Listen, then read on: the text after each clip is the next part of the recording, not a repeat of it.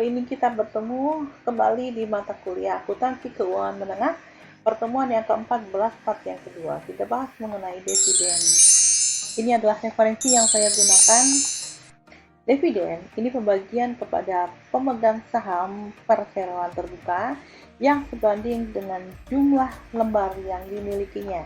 Akibatnya terjadi penurunan aktiva dan jumlah modal apabila di sini dividennya berupa kas. Kenapa? Kasnya dibagi, berarti dividennya turun, kasnya juga turun. Kemudian timbulnya satu utang dan satu penurunan dalam jumlah modal. Ini apabila terjadi utang dividen. Pada saat terjadi pengumuman pembagian dividen, maka di sini akan dibuat jurnal ya. Misalnya dividennya berupa di sini misalnya berupa utang dividen ya, berarti di sini akan di sebelah kreditnya akan timbul utang dividen. Kemudian kreditnya itu apa yang akan dibagi ya. Oke, kemudian tidak ada perubahan dalam aktiva di sini, jadi ada kemungkinan tidak ada perubahan dalam aktiva, utang dan jumlah modal, tapi hanya menimbulkan perubahan komposisi masing-masing elemen di dalam modal. Ini apabila terjadi dividen saham. Kita lihat ini yang penting ya, ada tanggal pengumuman pembagian dividen. Nah ini yang pada saat pengumuman berarti ada utang dividen di sini. Kemudian saat tanggal pencatatan ini dicatat, jadi ibaratnya seperti memo saja, tanggal pencatatan siapa-siapa yang dapat dan berapa jumlahnya. Kemudian tanggal pembayaran dividen ini pada saat utangnya tadi dilunasi ya. Saat di sini kan terjadi utang dividen, berarti di sini pembayaran dividen sesuai dengan utangnya dividennya berupa apa. Kemudian jenis dividen ada dividen kas, di sini berarti pembagiannya berupa dividen berupa kas ya di sini. Pada saat pengumuman laba ditahan yang tadinya di sebelah kredit debitkan, berarti laba ditahan pada dividen kas, utang dividen kas. Saat pembayaran berarti utangnya lunas, debitkan, debitnya adalah kas. Dividen likuidasi ini dividen yang sebagian merupakan pengembalian modal, catat dengan mendebit rekening pengembalian modal yang akan mengurangi saldo modal saham. Jadi ibaratnya dikembalikan lagi ya, ditarik lagi. Oke. Kemudian dividen aktiva selain kas atau properti dividen. Pada saat pengumuman pembagian dividen, debit dan laba ditahan sama. Nah, kreditnya adalah utang dividen saham apabila itu berupa saham. Nah, saat pembayaran berarti utangnya di sebelah taruh sebelah debit di sini ya. Kreditnya adalah investasi saham apabila berupa saham. Dividen utang atau scrip dividen ini terjadi apabila uangnya tidak cukup atau tidak cukup untuk melunasi dividen. Jadi ibaratnya di sini pada saat pengumuman di sini ada laba ditahan, di sini ada utang dividen scrip. Kenapa dibilang utang dividen scrip? Kan dia mampu bayar tapi belum cair, misalnya berupa kas gitu ya. Jadi belum cair uangnya itu, masih nyangkut sebagai piutang atau mungkin sebagai wesel dan sebagainya ya, wesel tagih. Kemudian di sini pada saat pembayaran dividen, perhatikan di sini utang dividen debitkan. Nah di sini ada biaya bunga. Kenapa? Dari saat pengumuman sampai saat utang itu dilunasi. Nah di sini ada dikenakan bunga. Bedakan dengan yang apabila pembayarannya itu tepat. Kalau di sini kan tidak tepat karena belum ada uangnya, jadi mundur ya. Utang dividen biaya bunga pada kas. Nah, di sini untuk dividen saham pembagian pembagian tambahan saham tanpa dipungut pembayaran kepada pemegang saham dan sebanding dengan saham yang dimilikinya. Di sini ada dua ya. Bisa jadi dia menerima saham yang sama. Yang kedua, bisa jadi dia menerima saham yang tidak sama. Jadi si pemilik saham tadi menerima saham yang sama, bisa juga dia menerima saham yang tidak sama, tergantung dari sifat umum pemegang saham. Oke, untuk alasan untuk membenarkan kenapa ada dividen saham. Yang pertama, keinginan pimpinan untuk menahan laba secara tetap, yaitu dengan mengkapitalisasi sebagian laba ditahan. Kenapa? Ini untuk mungkin untuk ekspansi misalnya. Jadi untuk operasional perusahaan dibutuhkan lebih besar modal, lebih besar apa namanya ya modal lah ya di situ ya operasionalnya. Jadi biar uang tadi ditahan untuk mengekspansi perusahaan tadi. Yang kedua, untuk membagi dividen tanpa pembagian aktiva yang diperlukan untuk modal kerja yang tadi ya sama ya. Untuk membagi dividen tanpa bagian. Jadi apa namanya di sini modal kerjanya tetap, ibaratnya aktivanya tetap. Bisa nggak? Bisa. Kenapa?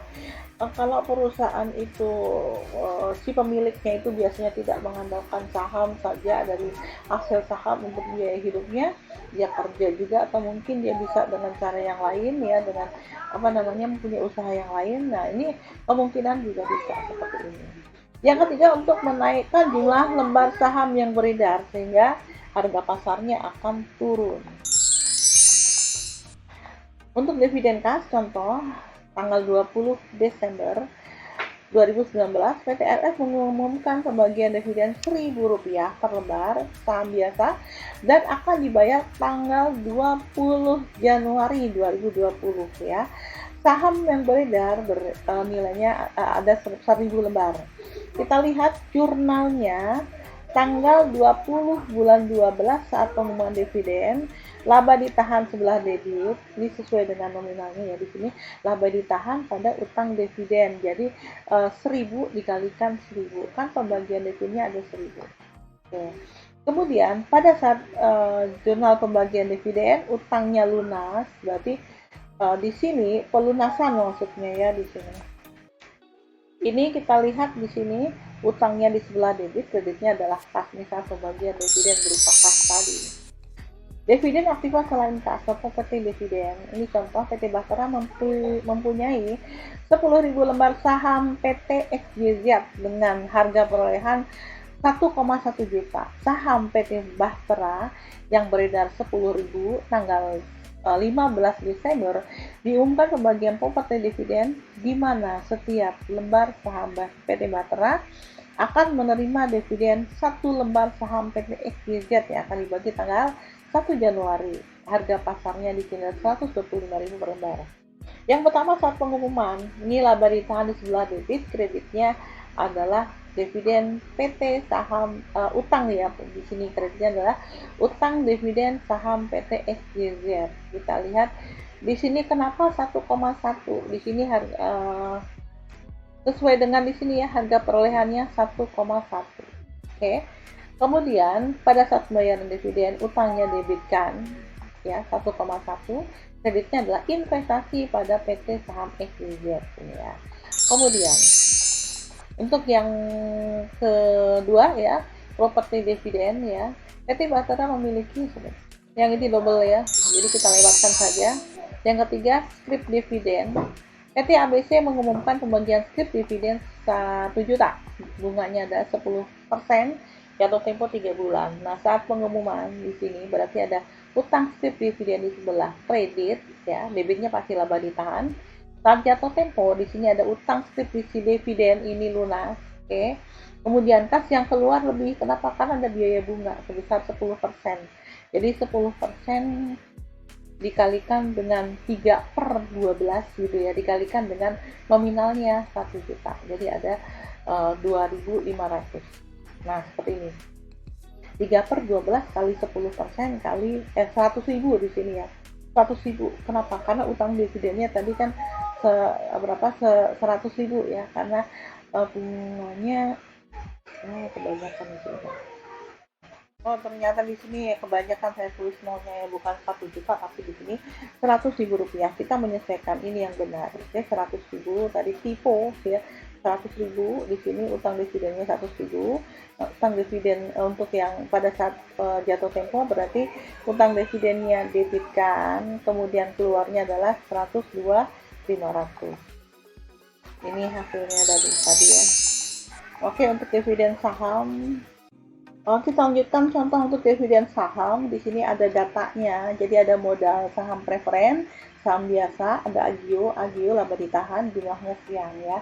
Ini adalah harga pasarnya untuk saham preferen dan saham biasa, dan diumumkan pembagian dividen saham 10% untuk pemegang saham biasa. Nah, pada saat pengumuman di sini, debitkan laba ditahan selalu, kreditnya adalah utang dividen saham 1 juta sebesar nominal 1,1. Ini ada sesuai dengan harga pasarnya. Berarti di sini 1,1 ini 1.100 dikalikan dengan 1.000 lembar. Ini saham biasa, berarti 1,1. Nah, pada saat tanggal pengeluaran di sini utang dividen di sebelah kita taruh kredit debitkan ya, kreditnya adalah saham biasa 1,1 sebentar.